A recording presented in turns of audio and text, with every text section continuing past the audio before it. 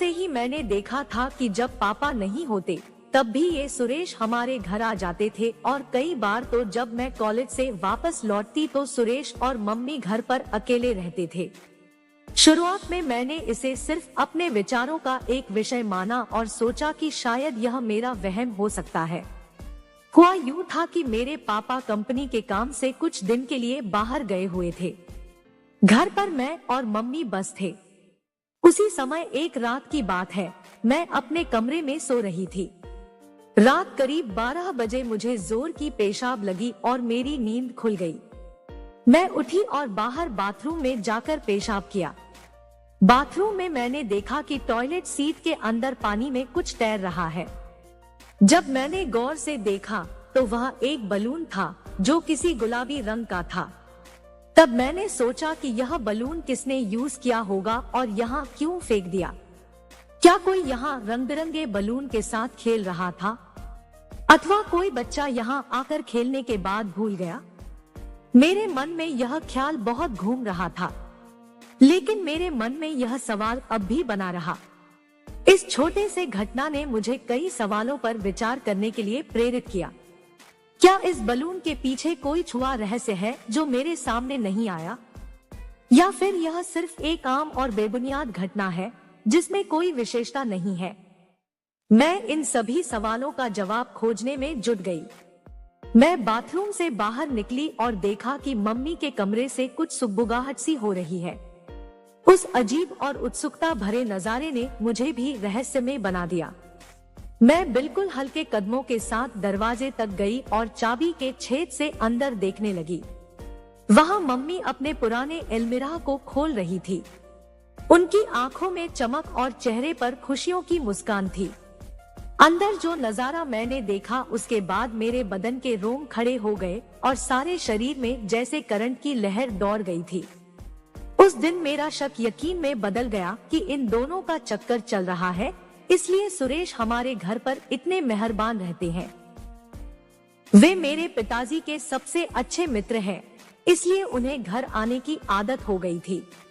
उन्हें हमारे साथ बिताया हुआ समय बहुत प्रिय था और यह देखकर मैं खुश हो जाती थी कि वे हमारे साथ इतना वक्त बिताने के लिए तैयार रहते हैं। कुछ देर के लिए दरवाजे से हटने के बाद मैं फिर से अंदर देखने लगी। इस बार मैं गौर से सब देख रही थी। टॉयलेट सीट पर वह गुलाबी रंग का बलून आज भी मौजूद था। मैंने यह जानकर जोरदार हलचल मचाई। मेरे मन में सवाल उभर उठे कि ऐसा क्यों किया था सुरेश ने। क्या उन्हें यह बलून पसंद आ गया था और वे इसे यादगार बनाना चाहते थे, या फिर कुछ और रहस्यमय बात छिपी थी इस बलून में। मेरे दिल में कई सवाल उभर रहे थे, लेकिन मैं किसी को बोल नहीं पा रही थी।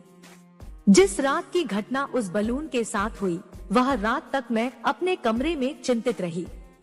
दिल के किसी कोने में छुपे रहस्यमय बातों ने मुझे तकलीफ दी। मैं सोचती रही कि क्या करूं और इस रहस्य को सुलझाऊं। मेरे नींद को भी यह सोच समझकर आने नहीं दिया। लेकिन एक बात तो पक्की थी कि सुरेश का रहस्यमय चेहरा और वे गुलाबी बलून के बीच कुछ न कुछ राज छिपा हुआ था। अब तो जब कभी भी मैं अपने कॉलेज से जल्दी आ जाती तो सुरेश मेरे घर पर मिलते और आए दिन मुझे टॉयलेट सीट पर गुलाबी रंग का बलून मिलता। मैं दिल की गहराई से जानती थी कि उन बलूनों के पीछे छिपे हुए रहस्य की वजह से है ये सब। शुरुआत में मैं गुस्से में थी, क्योंकि मेरे सामने रहते हुए भी उन्होंने मुझसे इसे छिपाया रखा था। लेकिन धीरे धीरे मेरा गुस्सा एक लालच में बदल गया। मैं सोचने लगी कि क्यों न मैं सुरेश का फायदा उठाकर अपनी जिंदगी में मजा करूं। उन्हें गुलाबी बलूनों के साथ खेलते देख के मुझे भी उत्साह आने लगा। मैंने खुद को वादा किया कि इस बार सुरेश को गुलाबी बलून देकर उन्हें खुश करूंगी। दोस्तों, अगली कहानी में मैं आपको बताऊंगा कि कैसे मैंने सुरेश को अपने हुस्न के जलवे दिखाकर उनकी ख्वाहिशें पूरी करवाई। अपने मुझसे बहुत प्यार करते थे और मैंने उन्हें अपने चारमीनारी अंदाज में मोहित कर दिया। अगली रोमांचकारी कहानी में हम देखेंगे कि मैंने कैसे अपने चारों ओर तारे बिछाकर सुरेश को वश में किया और उन्हें अपने जाल में फंसा लिया। यह कहानी हंसी, मस्ती और उत्साह के साथ भरी हुई है, जो आपको खूबसूरत पलों के साथ आनंदित करेगी। कृपया ध्यान दें, यह कहानी एक मनोरंजन के लिए बनाई गई है और किसी व्यक्ति या घटना से संबंधित नहीं है।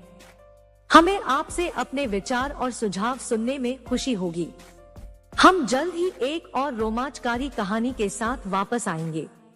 कृपया हमें बताएं, आपको यह कहानी कैसी लगी? क्या आपको इससे मजा आया?